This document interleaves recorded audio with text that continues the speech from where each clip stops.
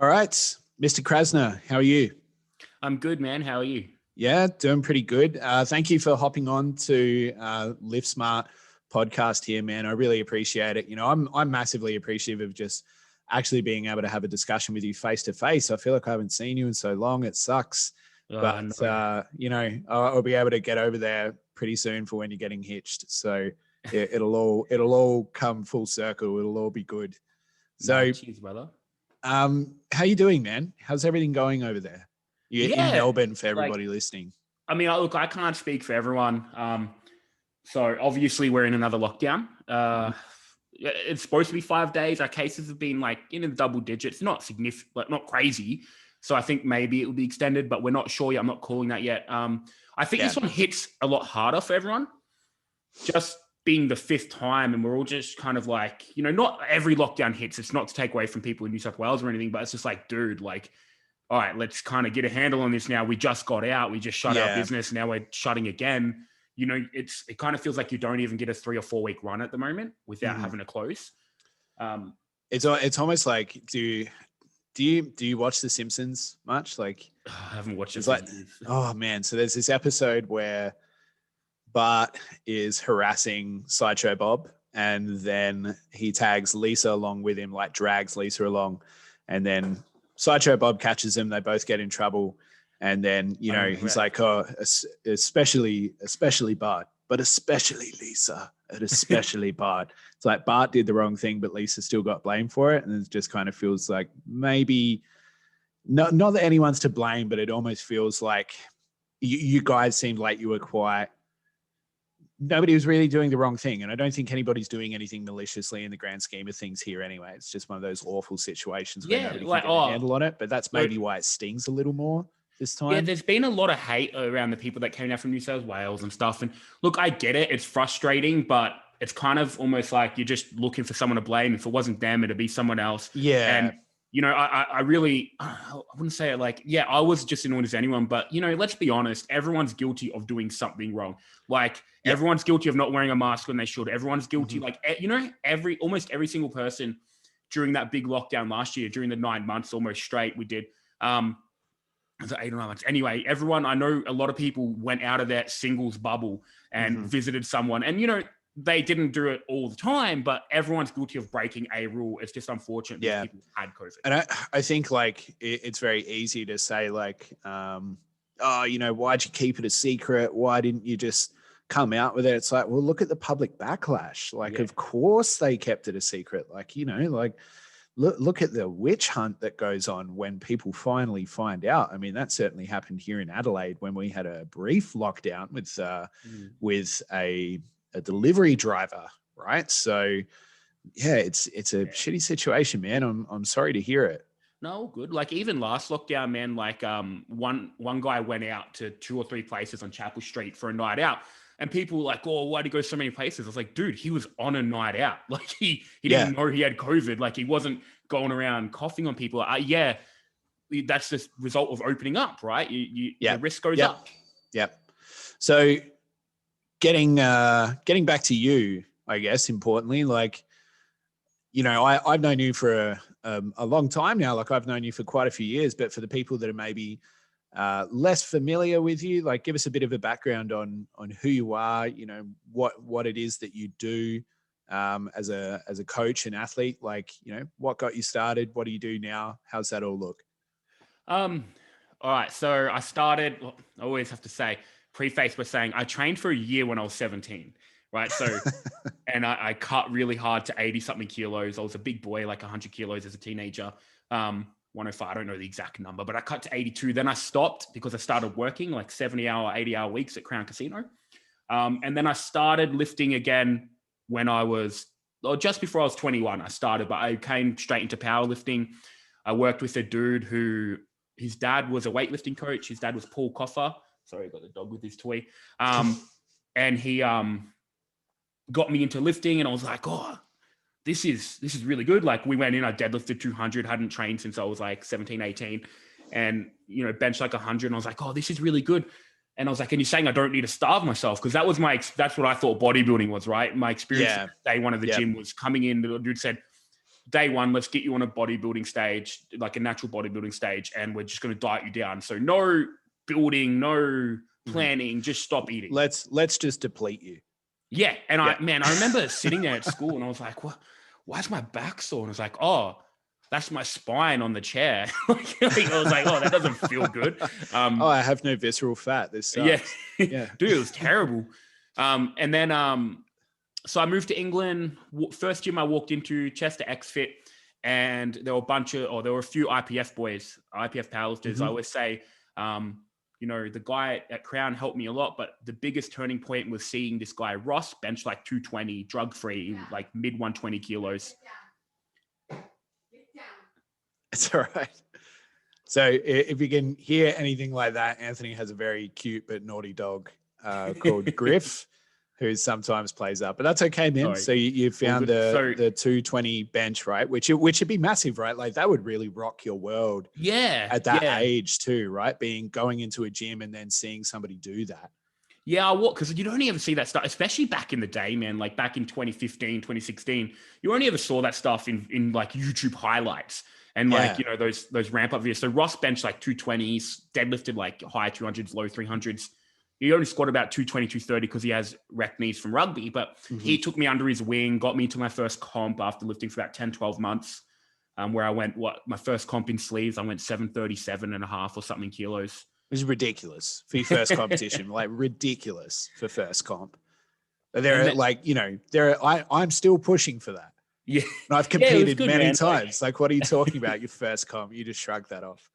Oh, it's like, it's one of those things, right? Sometimes a sport clicks and you're good at it. The thing is, I always tell people, like, I started really strong and within like 10 months, I deadlifted 300 kilos and, all completely drug-free and everything because people always ask.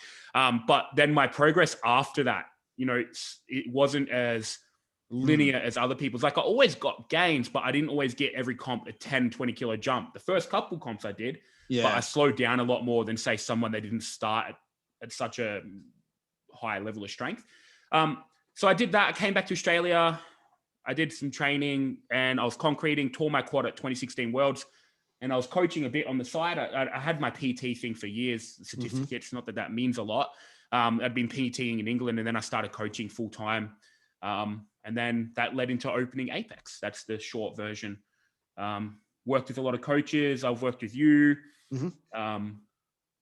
Now I've really, as you could probably tell from my social media, I'm really focused on my own lifting, which is great. I mean, I'm selfish with it, but I'm trying to be the best I can. I've got big goals. Yeah. And then with my coaching, as much as I love coaching a lot of my coaching now, because I post so much about social media and everything, is people that want that open space and want some, a safe space for mental health and want to be able to talk to a coach about that. So my coaching went from being approached by a lot of strong people because I was strong to being approached by a lot of people that actually just have a lot to they want to work on mental health wise. Yeah. So that's where I've kind of tailored my coaching.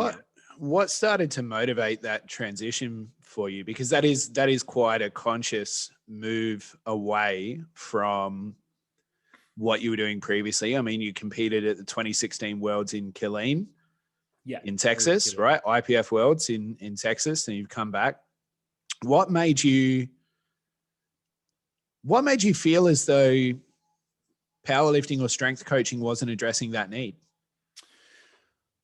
So, what was getting missed? How are we missing that mark? So I think, look, for myself, it all comes back to me, right? You can only compare things to our own experience. And I was always searching for, I guess, I had a lot of undiagnosed mental health issues, a lot of addiction issues I've been open about. And I'd noticed it got brushed off in the lifting world a lot. We're drinking and we're lifting and that's what men do because we're big and we're strong and this is old school. So I guess it's just, the term gets thrown around a lot, but that real masculinity, right, gets thrown around, that almost toxic masculinity with a lot of people, not so much nowadays. Like hyper masculinity, hyper masculinity would be the word, I'd say. And I was like, man, so when I got diagnosed with mental health and everything, generalized anxiety disorder, got ADHD, and then obviously had a slew of addiction issues since I was a teenager. And And it really happened from in the gym. People were like, man, thank you for being so open about this. And I was like, oh, you know what? Like other people could probably benefit from this. And then I just started posting about it and reflected with a lot of people. And, you know, I get messages all the time. The only reason I post about it is because it helps people. Every time I do a post on mental health, I get anywhere from 4 to 6 people message me, mainly blokes, message me saying, thank you. You've helped me. You've helped me realize that it's okay to talk about it. And, you know, they're always usually in their 30s, late 20s or 30s, because people in the younger generation have that openness a lot of the time. But I get a lot of messages and they go, I went and got diagnosed with depression and I'm 40 or 38. And, you know, it's because your post and you made me realize it's okay. I'm not less of a man. So I guess that's why I kept posting that stuff. And people, the reason, you know, you've got people that post about it, but I'm in a very unique position here where I'm someone that lifts really heavy, right? And not just heavy for your average powerlifter. I mean, heavy across the board. Objectively, like you are lifting heavier weights than 99% of lifters. Yeah. And, you know, people come for that and then it resonates with them because they're like, wow, this guy just squatted 420 kilos and his next post is about how he's struggling with addiction or anxiety. And I think that resonates to people because it takes away from that, hey, I just squatted 420 and I'm the best to ever live. And, you know, just squat your feelings away because that's not realistic. Do you what do you think is important about that in strength coaching? Like, why can't we just simply focus on reps, sets, RPE, you know, programming modalities, which is where a lot of people tend to invest their time? I'm not saying that that's a bad thing. I'm saying a lot of people do tend to get sort of hung up on those details, right? Like very, very sort of detail or task oriented.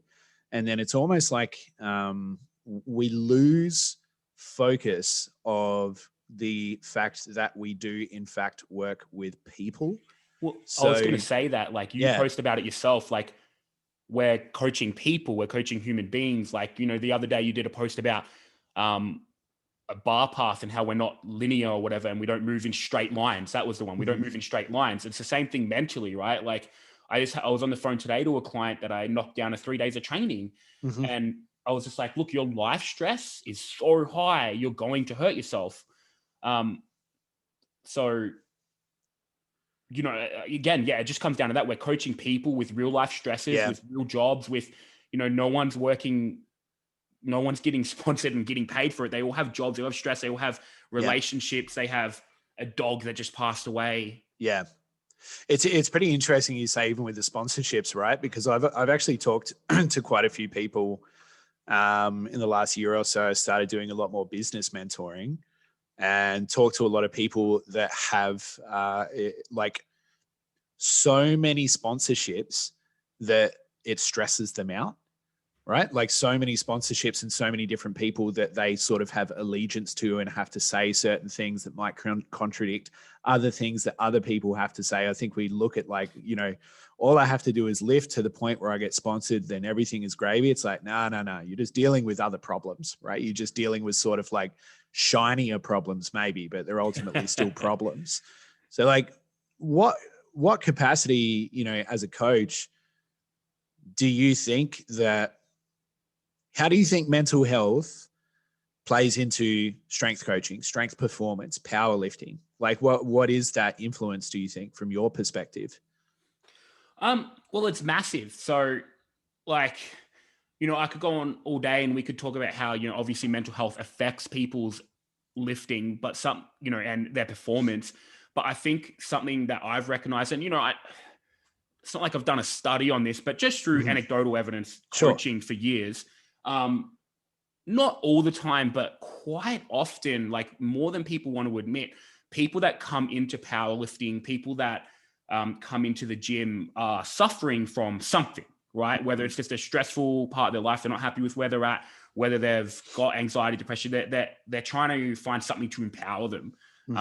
So then learning to manage that and help them not only get stronger, but help them progress through other facets of their life, say with mental health and with being a happier, more complete person. It all ties in together, right? I always say when people come to Apex and they sign up now, and this has changed a lot from back in the day. I could be a bit of an asshole back in the day. But when people come to the gym, I like to think that when they leave, eventually, if they do leave, we've been an important stepping stone in their life to wherever they needed to go. And a lot of the time that comes down to mental health. So we create a nice space for them where they can talk, and they see this big bearded dude being so open about everything. And then they talk, then they go see their doctor and they get a mental health plan. It just rolls on.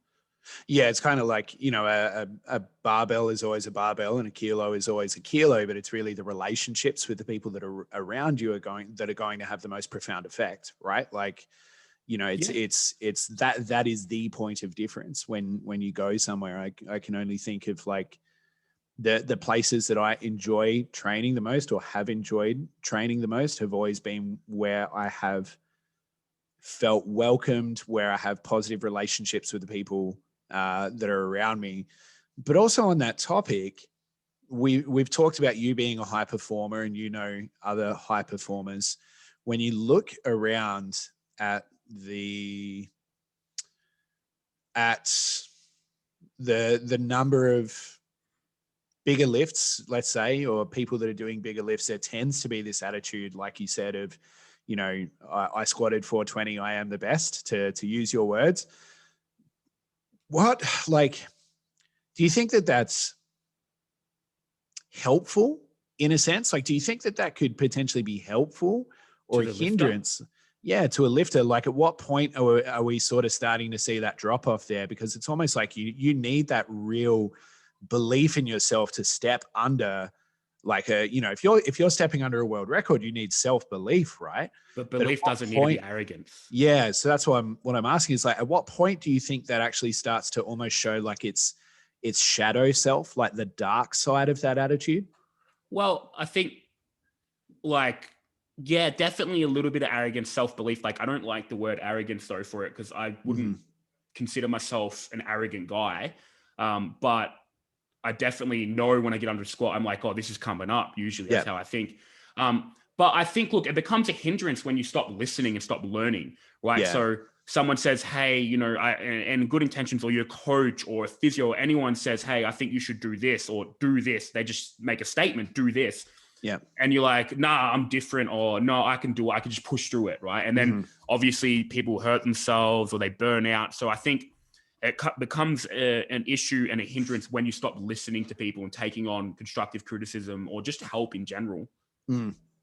So what did you find? Like, I mean, you've recently in the last 12, 18 months transitioned from one tested federation to now being in an untested federation. What were the sort of what was the experience in changing from that? Like, I think there's a lot of preconceived notions around tested versus untested, right? Whether good or bad, accurate or inaccurate. It's always going to be a very subjective experience. And I think people will typically have different experiences with each other. But what was your experience like going from a tested to an untested federation? Because that's quite a daunting thing for a lot of people. And I don't think we even necessarily need to say that you're going to an untested federation, therefore you are using PEDs, because there's plenty of people that do not wish to use PEDs that want to compete in untested federations for a variety of reasons. So what was your experience with that? So with not everyone in untested feds is on drugs, I just want to start something that always surprises people. That's very true. So we have a lot of people in the gym now. They come in, they sign up. They've been training at a couple of gyms that shut down, unfortunately, due to COVID. And they're not on anything. They haven't touched anything, have no interest in it. But that's where the gym aligned, and that's where all their friends competed and where their coach competed and coached. So that's purely the reason. It never occurred to them to compete in anywhere else, because they're doing it a couple times a year after work for fun. So there is a lot of people. Yeah, you're right. There is a lot of people that don't do anything. And there's a lot of people that do, obviously. So my experience, I mean, they have the option, right? There's that option there, which is great. That's something I love about powerlifting, is you can do that. But it doesn't mean you need to, right? Especially like some people don't have, and I know it's hard for some people to believe, some people don't have aspirations of competing on a national, international level. They just want to have fun. And we can facilitate that. It's not like I mean, I like to go for a drive on a Sunday, but I have no desire to go into NASCAR, right? Like, yeah, 100%, yeah. exactly. So my experience personally, initially when I switched, it was funny. Like a lot of people were trying to kind of grab at me for advice and coaching, and they wanted to kind of take me under their wing. And that's, it doesn't sound like a bad problem to have, but you're filtering through a lot of stuff, right? Just a lot of, because people wanted to, obviously, they knew I was going to get bigger and stronger and put up a massive total. So that side of tough, but what was really tough, was that a lot of people from the tested federation turned on me. And, I was always open at the fact that I'd switch. I never said I'd promise and I'd be tested forever. Like, it was just a matter of when, not if. And when I did switch, I found like a lot of people I thought were mates, not loads, but a significant amount of people I thought were mates, and that started talking about me openly and behind closed doors, started spreading lies about me, saying I was cheating or I was dealing drugs, just crazy stuff. And that really hurt. When all that died off, like it's been great. Like, as a lifter, I've come in more of just kind of as a lifter and as someone that'll run comps. So I've stayed out a lot of the politics now, which is something I kind of got into in the tested fed, not intentionally. You kind of just get caught up in it when you're... Yeah, it's like once you become a lifter of a certain level, there's just like a degree of expectation on you. Yeah. And so that was really refreshing. Aside from that, man, it's been friendly. Like, everyone's really welcoming. Like, obviously you have people that you find arrogant or you don't gel with as well, but that's in every fed. It's not like, honestly, it's a little bit more chill, a little bit more relaxed. I would say the competitions feel a little bit more natural and less sterile almost, because like you don't have to block off the warm-up room and stuff. But aside from that, man, it's the same people just lifting in a different way. Do you find that the competitions in the untested feds, it's a longer day? Oh, definitely. Yeah, they like to give the people a big rest. Like, that was something that I found really interesting, is that it actually goes for like hours longer. I remember someone saying like tested feds, it almost feels like bang, bang, bang, like, just get people through. Whereas the untested, it's hours longer. Like, what was your experience going to that for the first time? Because that must have been a little bit of a shell shock, right? It like, butchered me. Yeah. Like, you know me, like, how I train. I don't like to take big rests. Like, I'll squat 380 and then 3 minutes later I'm asking to get wrapped for 410 or 420. And I got there and I was like, geez, dude, like, these guys are making me wait like 15 minutes. And they're like, oh, I know, man, it's really fast, right? And I was like, what? I'm like, dude, I'm cold. I need to go do another warm-up now. So it was a bit of a shock. And I've actually had to adjust my training to match, because I know like Pro Raw, like Big Dogs, all those comps have massive rests. So it is actually a different game. And it is a longer day mentally. Now, that's not too hard. I mean, you can learn, after a while as an athlete, you learn to control your energy and spread yourself out and not, just be going all the time. But the actual just performance side, like going from taking 5 or 6 minute rest tops to taking 15 all of a sudden was quite significant. And it was hard to... I mean, almost triple the rest time, right? Like that's very different. It's a different stimulus, right? And something that would almost, when you're used to competing for a certain amount of time, and as you compete more and more and more, you get used to a particular flow, right? Like a certain rhythm of the day. And if that rhythm gets broken, it would throw you off a bit. Oh, 100%. I was like, I could watch a TV show during this gap between squats, like, between first, second, third. But no, it's been good. Like, I think they say they do it because it's less stress on the lifter, but something I've really liked, and something we did in the last APU comp we ran just a week ago, we did 20-minute breaks in between squat, bench, deadlift. And the reason is it's actually a little bit friendlier to the spotters and loaders. Yeah. I mean, people forget that those guys are lifting hundreds more kilos than the lifters are. I mean, they're not actually squatting, benching, deadlifting them, but like, if they have like a 190 attempt, then a 200 attempt, then a 210, then a 220, and 230, 240. It's like they're lifting every single one of those. Yeah, right. They're doing all of that work. Yeah, it's a huge day as a spotter. Like, if you've ever spotted and loaded, do it, and then it's harder than competing. yeah, you'll feel really banged up the following day, which is why if you have ever volunteered for spotting or loading, I will specifically thank you right now. You are doing God's work, right? Like legit, well, it's a yeah, thankless job too. So yeah, you are lifesavers, all of you, angels. So I think it's really easy to maybe tar with a brush and say people only go to untested feds because they want to use PEDs. And we could sort of just say, oh, what was that like for you? But I'd actually prefer to ask you, like, what was the point when you decided that tested federation was no longer for you? What was the influence there? Like, what were maybe some of the shortcomings of, because you've competed across multiple tested federations, right? There's been a couple, a couple global bodies, I should say. Yeah. What was some of the shortcomings there for you? Was it just, what was that experience for you? You're like, okay, it's time. I've decided I'm changing. So, I mean, the significant turning point, and, I've been very honest about this, was getting my hormones checked. I had really bad anxiety and depression, and it wasn't getting better with SSRIs and everything. And so I wasn't getting significantly better, I should say. It was a bit better. It was quite a bit better, but not crazy where I wanted it to be. And I got my hormones checked a few times and always came in a super low testosterone. So that was like the trigger, right? Mm-hmm. That was the point where I was like, okay, I am doing TRT. I am switching now because I'm going to give this a run, because I was just sick of being anxious and depressed. Yeah. And I was like, I'd try anything. But I'd been thinking of switching before, and I was more steering away from it because it was a quick decision, right? I remember telling you, and you're like, oh, it's kind of like came out of nowhere, it felt like. But I just I talked about it, but I just kind of got sick of, again, like I said, I got involved politically and I got sick of the drama. I just wanted to coach, and I wanted to coach where I wanted to coach and where my lifters wanted to lift. And, I guess wanted to take a back step and just be that coach and that lifter and not be, one of the guys that's friends with so-and-so, like anyone higher.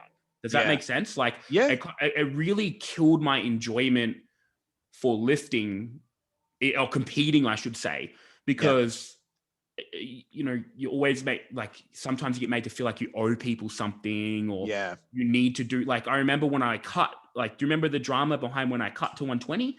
People were calling me idiots now because I'd been in the Fed for so long, and they felt like they had this, I felt as though they had some skin in the game. Yeah. Yeah. And I was like, dude, this is me. I'm not going to compete just when you ask. I'm not going to compete just because you want me to. I'm my own lifter, and I kind of feel like I needed to break free and just remove myself. But again, don't let me steer that away. Like the trigger to it, the significant turning point was the testosterone of the when, because it was always going to be happen, but that was the when. But it was a very easy decision because of all that other stuff. Sure. So, going both sides of the fence here, you've got experience with both sides of the fence. Like, what do you think? There is inexplicably bad blood. And I think it's, for me, it's a little bit silly when I think about it. And it's not to say that everybody thinks it. It's just, there are some comments out there about, on both sides of the fence, like, untested, don't do X, Y, and Z, or if you tested, do it, you must be this type of person. But like, in your experience, having gone both sides of that fence, like, what do you think are maybe some of the things we need to be getting back to? Like, what are the commonalities here that we maybe need to start reinforcing and remembering? Oh man, that's an easy one. We're all just trying to get stronger. Like, it doesn't matter. And we're all trying to hit PBs. It doesn't matter how you do it. Like, now I don't get the hate between feds, and it is there. Don't get me wrong. Like, I'm not denying that. I don't get it though, because if you want to do PEDs, there's a fed for you. That's awesome. They can facilitate that. If you don't, and you want to compete with everyone that's tested, or, getting tested, like random tests and stuff, then there's a fed for you. You should be grateful that there's that route. Like, I mean, man, we're in every country, or most countries, like in Australia, we've got feds that you could compete tested in sleeves, tested in wraps, on deadlift bars. You could compete, go to IPF, you can go to World Powerlifting. It doesn't matter. Like, you can do what you want. I just honestly, man, it comes down to people in the top end just almost getting jealous or, being petty, like, oh, they don't squat deep enough, which isn't true. I had to hit depth in GPC and they pause for a long time, but it's just almost like people are having jabs because they feel like they're stepping on their turf or whatever. Yeah. It's really bizarre, man, because I don't see any other reason other than maybe bad blood back in the day before we were involved in the sport, which we don't know about, or you've heard stories from everyone. But aside from that, man, like, I'm more grateful that there's a route for anyone in any way they want to compete in this country. Yeah. And there are like many avenues for it, right? Like you said, it's not just a tested, untested discussion, right? If you want to compete with, I guess it's like ultimately like what's better for the sport? Is it being right or is it being helpful? If somebody wants to compete has no desire to use PEDs, but wants to compete in an untested federation where they have all of their friends there, they have fun using a deadlift bar, they enjoy using wraps, and they are aware of all of the both benefits and consequences of that decision, we should just simply empower people to make an educated decision about what they choose to do with their time in this sport. 100%. I think education's the big one there. But yeah, no, I agree with you entirely. And the other thing is, people shouldn't be shamed when they do switch. And that happens a lot, man. Even like, it's one of those things where, and we tried to nip it in the bud really early at Apex. But when people start joking about stuff, it desensitizes the subject, and then it turns into digs. Yeah, it's almost like the microaggression, right? Like just see what you can get away with a little bit, and then it just starts to grow. And then once you hear something 100 times, you don't really think about it anymore. And then it becomes more open format. So, we don't get into any of the teasing between feds and stuff and wraps and stuff. We're all there to get stronger. We live together. So we got, whether you're PA, whether you're APU, whether you're GPC, we'll spot, we'll help wrap, we'll gate you. Or if you're doing the mono, like we've got a really good community there that isn't separated. They just compete differently. Right. The only thing we would never entertain is if someone was trying to cheat in a tested fed. Like take PEDs and tested fed. Like there is no spot for that in the sport. I think be banned. I think you shouldn't be able to compete in any fed after that, because it shows what kind of character you have. Yeah. It's almost like this, a lack of integrity is pretty universal, right? Yeah, exactly. Like, you're not just cheating that fed, but you're going to find some way to get one over in the next one. You know what I mean? Like it's a pretty big spot on your personality or like your character traits there. Yeah. But aside from that, we don't get into any drama. Yeah. So, I mean, that's important, right? Because there's plenty of it. How do you think, like you growing as a lifter, we can talk about you maturing as a lifter, and I'm happy to do that. I think we've discussed it a little bit on that. I do want to circle back to it, but what I actually want to talk about is in terms of absolute load on your back, on your system, what has seeing a massive increase in the load you are using and handling and working with, going up probably 100 kilos on your lower body lifts and maybe 50 kilos on your upper. Is that fair? Yeah, that's about what it is. Yeah. Yeah. So how has that experience, what has that taught you about your own coaching and how to communicate to other people? Because that would really start to change how you have to train, right? Like, because that is a tremendous amount of load. Yeah. Oh man, it was it was a really big learning experience, and I had to rely on a lot of people and learn a lot. So what were the biggest learning experiences for you then? What were the things that stand out to you the most? Well, I used to, as you know, I used to smash myself with volume and enjoy it and that. But what really got drilled into me was how important quality over quantity is. So when you're putting 100 kilos on your squat, you can't just slam out reps and let the form go down or anything, or you're always jacking yourself up. But more importantly, like I took a step away from being super specific in my training. So I went from squatting 3 days a week to now I squat like once a week most of the time, unless I'm near comp, and do a lot more like, hack squat, belt squat, like getting my work in through things that aren't as taxing. So less specific, but also just less work overall. So I'll do 5 or 6 exercises in a session now, but I'll do my, say, top set work on squats, maybe a couple back offs. So we're talking like 3 to 6 sets total for the day. Yeah. And then I'll really hammer accessories really hard and the quality works really high. So it used to be, I loved throwing a lot of work at people to get results. And from myself being like, oh man, I can't get through these. I can't get through 6x6 squats at 370 or 360. So it's really taught me that, all right, if we can get our lifters to be more efficient, train really hard, make the quality of work on the main list they're doing good. And still, you still need to drive stimulus, obviously. Yeah. But I mean, you're getting a lot more stimulus with a lot more load, right? Like that stimulus is, you're hitting it a lot sharper and a lot quicker with a heavier bar load. Yeah. So someone squatting 150 has to do a lot more squatting than I do, say. Yeah. Just say, no, that's not across the board, but in general, right? Yeah. Yeah. Of course. Just like you'd probably do more squatting than I do now. But what are you saying? What are you saying about my squat? You don't squat 420, bro. Like, I don't think that's a secret. Oh, here he is. But, all right. But yeah, instead of giving someone 12 or 15 sets of squat in a week, I'm happy to give them, like, say, random arbitrary numbers, 5 or 6, and make up more of the work with different patterns. What have you found to be, that's talking about very high intensities. What have you found to be applicable in a broader sense from that experience then? Would it be still the same, like quality over quantity? Like starting to reshape how you do it? I do less accessories now than ever, but I'm obviously bigger and leaner than ever. With the people that you work with. Oh, the people that I work with. So I don't know, it's super individual, man. But again, I think it's similar. Like, again, quality over quantity. Now, yeah, you're not going to do 3 sets of bicep curls a week and expect to grow. But I don't need them to do 12 or 15 sets in a session. So it's my coaching is, and my programming is, am I answering the question right?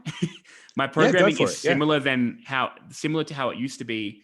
I just think it's a little bit more focused on effort and not just so much work, like just work overall. Like, because you can look at something and go, oh, they'll get stronger from that. But how, like, and it's also got to be individualized, but how I don't have the mental fortitude to do 6 hard sets of squats. Most people don't. So it's looking at the individual and be like, hey, if you can do that, by all means, let's do that. But yeah, it's changed in the way that I put a lot less emphasis on just slamming people with volume. Yeah. What do you think that, like, because again, like the industry, coaching, strength, like whatever you want to call it, does seem to have this real bias towards volume. I've seen it so many times, like more volume is better, do more sets, do more sets, do more sets. But, you're talking about quality as being one of those, I guess, less tangible components, but something that is equally as important. Like, how do you start to measure that? Like, how do you start to not only measure it, but communicate it to your clients as well? What do those conversations sound like? How do you get people to, how do you get people to understand that the idea of quality as opposed to quantity? When someone says, no, I need to be doing this many sets a week, otherwise I won't see progress. How do you actually approach that conversation? Oh man, this is a good time to talk. I've gone through this with a lifter recently, and they're amazing, super strong, and just the hardest worker in the room always, which is to their detriment. They always want to go super hard. Now, unfortunately, for a lot of people, it just isn't one conversation though. It's weeks and weeks or months of, building trust with them. Like, that's the big thing, is if you show someone that something can work in a different way than they've done it, they'll begin to trust you. But so generally, honestly, man, the conversation is like, it goes something like, the quality of work you're doing is pretty low because you're doing so much of it. And, just trust me to reduce it a little bit. Let's hammer that pattern down. Let's really work on, say, your squat and your deadlift. Let's really work on that. But work doesn't equate to just as many sets as you want to do. Quality of work is really important, especially like when we're in, like, not super close to competition, right? But it just comes down to building trust with the lifter. It helps if you can show examples, but again, I think people almost, they get scared to drop the workload a little bit because they think they're going to go backwards. And Yeah. a lot of the time they do, man. Like go backwards temporarily. Like it's just the nature of the beast. You know, you're dropping everything back. Like you might backslide a tiny bit, but after a while they're like, oh, I'm actually moving so much better. Oh my God, look how pretty my squat looks. Look how pretty my bench looks. And you start tracking other metrics, right? So again, we talk about form instead of just overweight. So, hey, it's okay that you went from squatting 110 kilos to squatting 105, but look how much better you move the 105. Look, you're not sore afterwards. You're not worried about hurting yourself. You're way more confident in the lift now. Now we can continue to push. It's not because volume, like you said, there's a big thing of volume in lifting, but people are almost going on the other side now and going anti-volume, right? And some people are. And I think there's a happy middle ground. It's just of course, don't go on any end of the extreme and you'll probably be all right. Yeah, I think it's like using volume as a measurement rather than the outcome itself. Like volume in itself isn't really the outcome. It's just a unit of measurement, really. So we have to factor in a lot of different things and like the actual experience of the lifter in conjunction with the volume, because you can get people doing superhuman amounts of volume, but if they hate it or they're constantly in pain, then you're really just cutting off your nose to spite your face, right? And I think it speaks to that idea that, you know, eventually you have to take your foot off the gas. Eventually you have to, you know, let things actually shift down so that you can shift back up again later. Yeah, I think, look, there was a really big point with you actually mentioned to me last year I was in lockdown and I think I was squatting like 300 or 310 in sleeves for reps. And I'd been hammering myself. I think it was not long after I did my 400 deadlift. And I was like, Sam, man, like these squats feel so crap. I don't know why. And you were like, dude, look at the individual stress of each set, right? You're not just squatting 300. You're doing for like sixes or whatever it was. And you're like, let's spread that out a little bit. And I'd approached my coach at the time with that. And this would have been ages ago now. Yeah. But we spread it out a lot more and I got better and I got stronger and I was less stressed. But I did the same amount of work. I just changed how I did it a little bit. Yeah, that's right. Like you can, volume doesn't always equate to difficulty. Like you can change the difficulty, but maintain volume. Yeah. Like 4x4 is probably going to be easier than 3x6 at a certain weight. Yeah. Yeah, of course. And that was a really big, thing that you helped me with. Oh, happy to help, man. Always happy to be the angel or the devil on your shoulder. So with opening Apex, right? Like again, you're a high level competitor. You've said that a lot of that is very selfish, which is fine. I don't think there's anything wrong with saying that. I don't think there's anything wrong with that being a motivation. It has to innately be selfish at some point, right? Like it's not really a team sport. It's still an individual sport. And if you're going to push yourself, you have to be able to do that.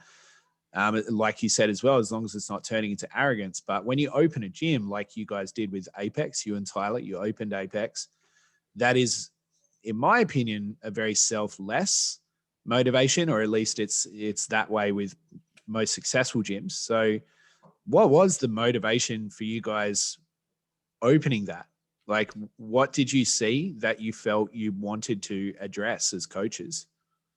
So the powerlifting gyms I had, this is a really easy one because I remember the moment. Like we'd always joked about opening a gym, but I worked out of, I should say, Renegade MMA in Kensington. It's a jiu-jitsu gym, a Brazilian jiu-jitsu gym, and I'd been coached before, and I saw the way Jamie, the owner, coaches. And he's giving everyone hugs. He's like, hey, brother, let's have a chat about this. Let's talk about it. Very open. And I'd been coached very aggressively before that. You're useless. You're nothing kind of coaching. And I was like, oh, like that's a coach. That's not just a coach. That's a leader. Right. Yeah. And I want to create something like this for powerlifting in this area of our own. And I was like, Tyler, let's actually do this. And I remember Jamie, he wasn't like as close mates with Jamie as I was because I worked there every day, but he was like, yeah, man, this is amazing. Like, let's do what we can to do this. And that's when I started to sway my attitude to coaching as well, less aggressive and a bit more understanding and patient. I tried anyway. I was still young, right, and immature, but the that's intention, why, though, right? Yeah. Yeah, I was literally just at this MMA gym, and I was like, "This is the most amazing culture I've ever seen. I want this for powerlifters." Yeah. What do you think is important about that with powerlifting? Because again, we've talked about hypermasculinity. We've talked about a lot of the arrogance and the aggression that can be associated with the sport. But why do you think it's so important that we start to create spaces where it is okay to actually be a leader, be a coach, and hug and high five your clients, you know, and still see them get strong? Like, why is it important that we create environments like that, in your opinion? I mean, like it's kind of like well, why wouldn't we create that, right? Like why wouldn't you want to make a better environment for people? But I find, you know, when you realize, and this, I was thinking this before I was having a shower. I was like, yeah, if a lot of the time, I get it, as a coach, you can be tired and everything, and this will lead into my point, but you can be tired in that. So you want to kind of rush a conversation. Someone wants to have a quick chat with you before you close up. And I always tell people, take the 5 minutes, because you might learn something or you might help this person. Mm-hmm. But, you know, it's important because a lot of the time we're the escape. So for us, we're working there 10, 12-hour days, 5-6 days a week. That is our everyday. That is our life. We do that. This is the gym. This is just Apex, right? But for other people, they're coming there 2, 3, 4, 5 days a week after work, after their 40, 50, 60-hour week, after their argument with a significant other, after their boss has chewed them out, or they've had to sack someone on every level, and that's their escape. And the last thing I want is someone to come there and just have to feel like they're on the defensive again. So by creating a safe space, people not only come and this is why, and we have a really high retention rate at Apex, right? But and this isn't just for people that get coached by us, like, because they can come there and they can actually be themselves. They can have a shoulder to lean on. They can have someone to chat to. They're going to do their lifting and everything. And we tell people to train hard. It's not all just cuddles and talking, right? Yeah. But, you know, there's that space, like we've created that place that's just for them, where they can switch off from whatever's going on in their everyday life that they need to unwind from. But I almost feel like that environment would be more conducive to training hard. You know, like I feel like that environment would almost allow you to train hard, because you wouldn't be anywhere near as afraid of failing a lift in front of your peers, right? Like if you knew that everybody had your back and everybody was supporting you, then you wouldn't be as worried about maybe missing a lift, or feeling as though, like, if you knew that your coaches weren't going to harass you about the outcome, you would feel more empowered to act. Yeah, no, 100%. Like, you know, you've got to have trust in the people you're working with and everything. And we really work hard to build that. And you are, like, you know, like you said, psychologically knowing that your spotters have your back, and they're not going to just, they're not focused on someone squatting over there. They're focused on you, and you have their attention, is important, right? And it makes you drive harder. It also makes you, like you said, more comfortable going for those heavy lifts and everything. And it you know, it affects every single level of the club. Yeah. From the most basic, trusting that your spotter is going to get you, to someone being comfortable crying in front of 15 people. Of course. I mean, you know, it's emotional, right? It's emotional, it's powerful. And we forget, because we do these things so often, that while it's normal to us, and it's not insignificant, but it is normal to us, and these efforts and what it means to people can be so truly powerful, that I think we should never take that for granted, right? We should never take our position for granted, and how much people do trust us, and the relationships that we can build, and how powerful those moments can be for people, like you said. Yeah, 100%. And that's, like, if someone's listening to this now and they're a coach, I just think, you know, and there will be coaches. I just think it's really important to remind yourself, and this is something I do a lot now that I never used to do years ago, is that you are that person's escape. You are that space for them, where they're like, you want someone to, there's nothing worse than forcing someone to train in that. You want them to want to come there. Yeah. And that really helps facilitate that as well. So, you know, as much as this is your everyday, this should be, and a lot of time is their treat, is their reward for going to work, is their work, so they can pay you your $60 a week, your $50 a week, and make it that place. With a lot of the coaches that I've worked with, and you know, really any of the coaches that I've had the opportunity to work with, something that I get them to ask themselves is, when was the last time you checked in with your client when it wasn't a check-in, right? When was the last time you just message them and say, like, hey man, how you doing? Like, how is everything okay? How's everything going? How's life? You know, what are you doing? And you know what? It's actually on, again, like, it's multifaceted, right? Because a lot of the time you do those random check-ins. Hey, what's going on? And they're like, oh, I forgot to tell you so and so. So you get that feedback from the client as well. I said this to a client today who I just had a call with. She messaged me last night and we were just having a chat on Insta, and she's like, oh, can we have a chat tomorrow? And I was like, yeah. And we went and we completely changed their approach to stuff. Just because of what they're going through in their life. But that was just from an off the chat Instagram message on a reply to a story. Like, oh, just cutting out a little bit. Interaction. You do get a lot of information for coaching as well. Sorry, all good? No, don't be sorry. It's fine. It's just a little bit of a bump in the road there in the signal, but that's okay. I think that's so true. Like, you can never know enough. Really, there's no such thing as too much information. And those moments, like you said, I've certainly had a few recently where even just I haven't heard from somebody in maybe a few days, and then I message them like, hey, I haven't heard from you in a few days. Is everything okay? And then it ends up, we start talking about maybe something that they're stressed about, and then we reassess how many days a week they're training, or what kind of volumes, what kind of loads we're targeting at the moment. Then they just get a better outcome because of that. So yeah, there really is no such thing as too much information. You can't be caring enough. Yeah, 100%. And, a lot of this comes naturally if you're working with people you enjoy.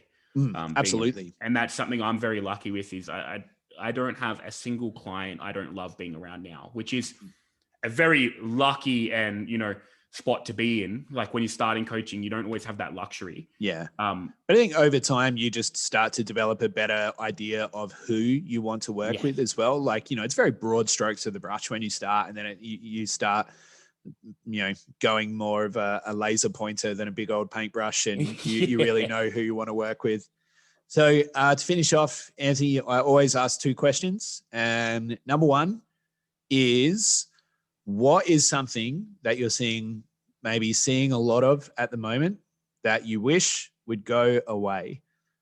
What is something in maybe strength, training, the industry at large, you're seeing a lot of that you wish would disappear? Just go away with it. Don't want to see it anymore. I don't know, man. That's a strong statement. I'm not saying you hate it, just something you want it to disappear. You don't want to see it anymore. I think is really unfair is sometimes I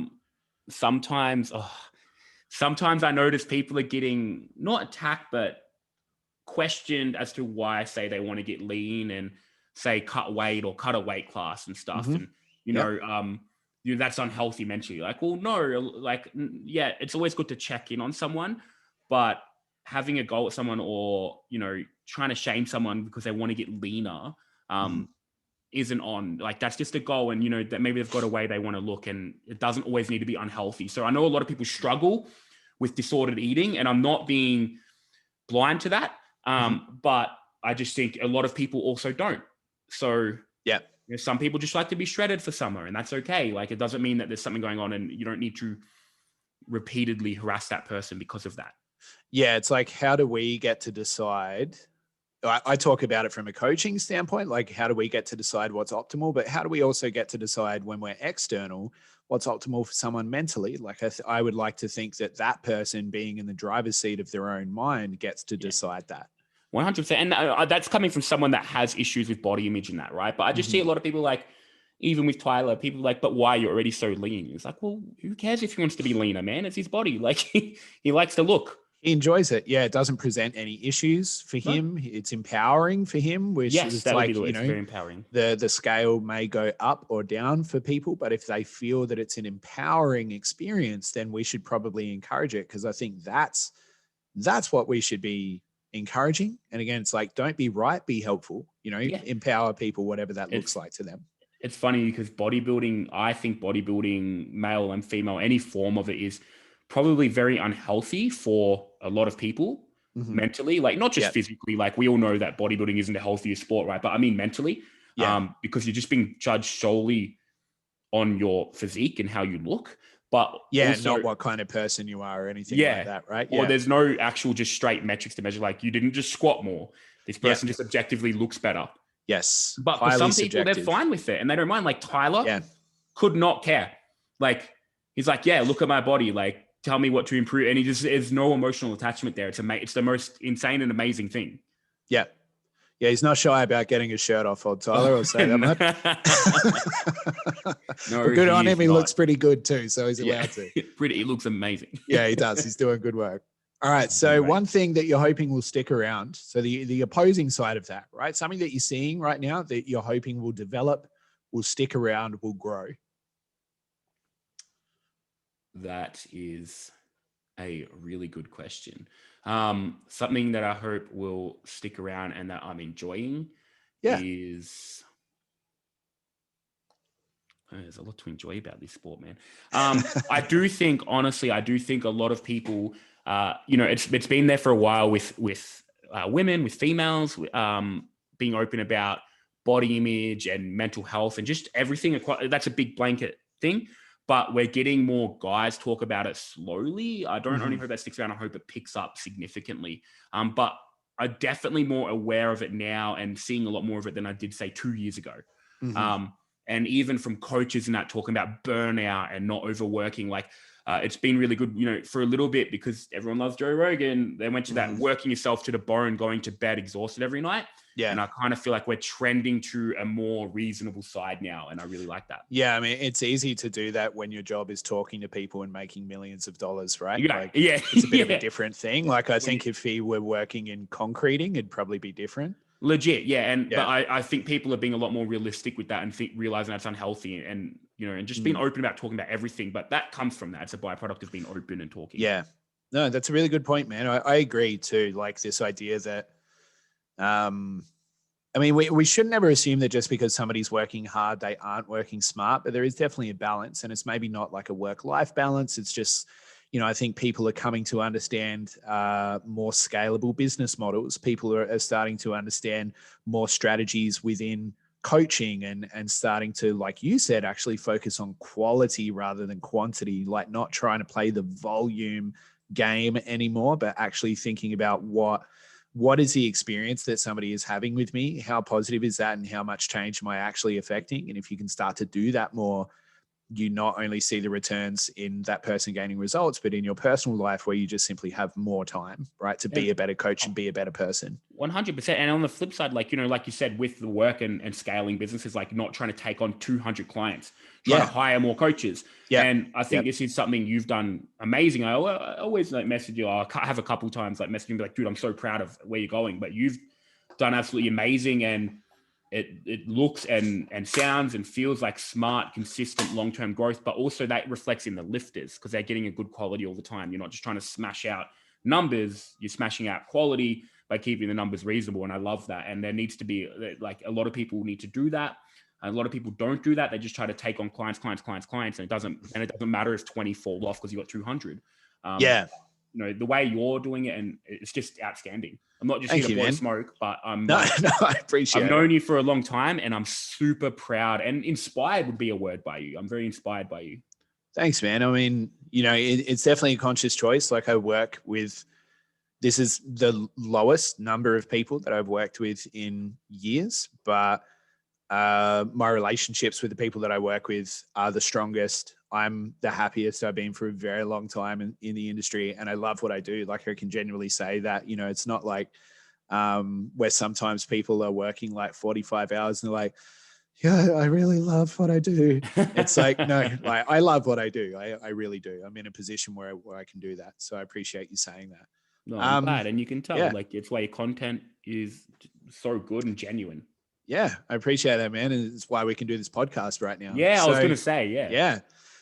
Look, that's it for the hour, Anthony. Thanks heaps for your time, man. I really appreciate it. So if anybody's looking to get in touch with you, it sounds like your coaching might be limited right now, which is fine. But if they are wanting to work with you, if they are wanting to check out Apex once they are able to, how can they get in contact with you guys? Yeah. So my Instagram's just _Australian_Yeti. And Apex is just Apex_powerlifting. If you're in Melbourne, come down. It's a good spot. We don't need you to work with us to train there. We have a lot of people that have online coaches and stuff. We've got, a significant amount of members. Like it's not like it's just a small niche, but we'll still help you. So Monday, Wednesday, Friday, we're there 4 to 8. We're there to spot, help load, help with whatever you need. So come down and do that. Like I don't actively advertise or take people on anymore because I'm at a good number that's manageable for me with my goals. But we can fit you in, you know, and we have other coaches.